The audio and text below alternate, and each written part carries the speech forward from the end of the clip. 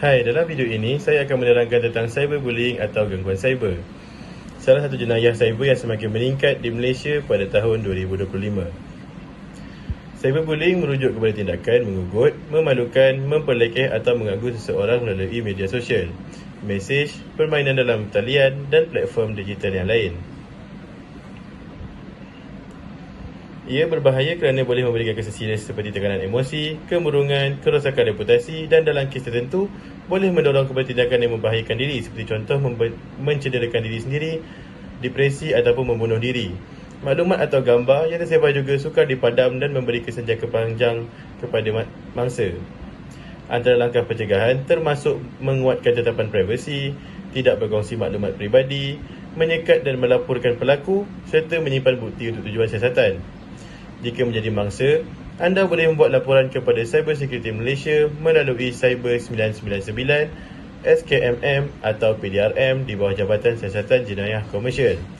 Cyberbullying adalah isu serius. Kita semua bertanggungjawab menjaga keselamatan digital kita. Sekian daripada saya, terima kasih. Hari ini, saya akan menerangkan tentang proses pendaftaran harta intelek ataupun intellectual property bagi software AI saya yang bernama AI Chatbot Perniagaan. AI Chatbot Perniagaan ialah sistem kecerdasan buatan yang membantu menguruskan tempahan pelanggan dan menyusun data kewangan perniagaan dengan lebih cekap. 3 jenis IP yang sesuai ialah yang pertama, copyright untuk melindungi kod sumber dan reka bentuk, trademark untuk nama dan logo, dan yang terakhir sekali ialah patent jika terdapat fungsi inovasi baharu yang unik. Prosesnya bermula dengan melayari laman rasmi MyIPO dan memilih jenis IP yang sesuai. Kemudian, sediakan dokumen seperti penerangan software, maklumat syarikat dan screenshot aplikasi. Selepas itu, isi borang secara dalam talian dan buat pembayaran. Akhir sekali, tunggu proses penilaian dan kelulusan daripada pihak MyIPO. Pendaftaran IP sangat penting supaya inovasi kita dilindungi daripada penggunaan tanpa kebenaran dari pihak luar. Oleh itu, pentinglah kita untuk mendaftar segala hak kita di dalam MyIPO. Sekian sahaja perkongsian saya pada hari ini. Sekian, terima kasih. Dalam video ini, saya akan menerangkan tentang kepentingan privasi, surveillance serta penggunaan employee monitoring software oleh majikan. Privasi penting untuk melindungi maklumat peribadi seperti lokasi, data kewangan dan identiti. Di Malaysia, privasi dilindungi oleh Akta Perlindungan Data Peribadi ataupun PDPA. Surveillance bermaksud pemantauan aktiviti individu menggunakan teknologi. Contohnya ialah CCTV, GPS tracking, monitoring software dan pemantauan internet.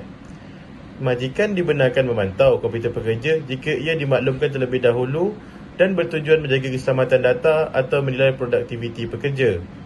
Software seperti Hubstaff, ActiveTrack dan Time Doctor boleh memantau masa pekerja, penggunaan aplikasi dan laman web yang dilayari.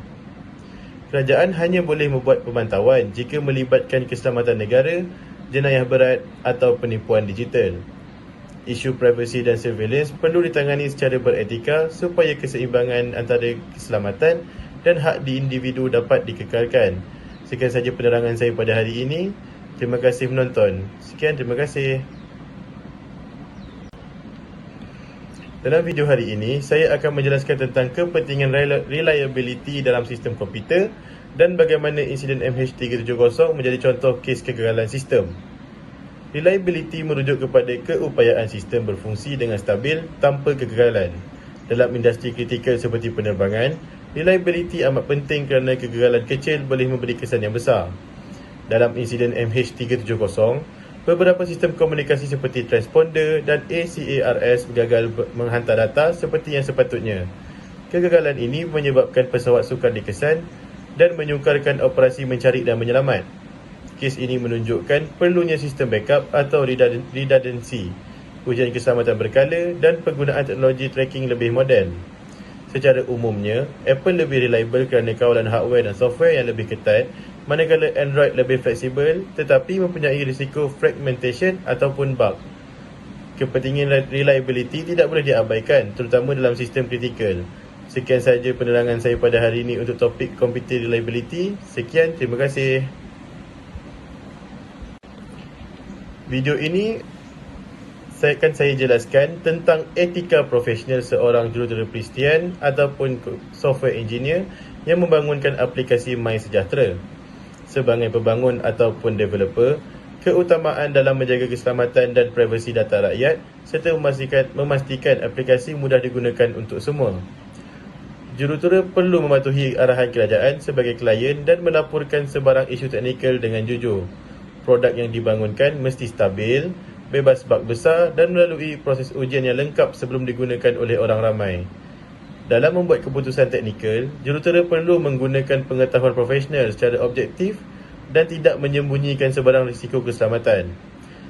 Oleh sebab itu, etika profesional sangat penting untuk memastikan aplikasi seperti MySejahtera dapat berfungsi dengan selamat dan meningkatkan kepercayaan kepada pengguna, terutamanya digunakan ketika zaman PKP antara 2020 hingga 2021. Sekian penerangan daripada saya. Terima kasih.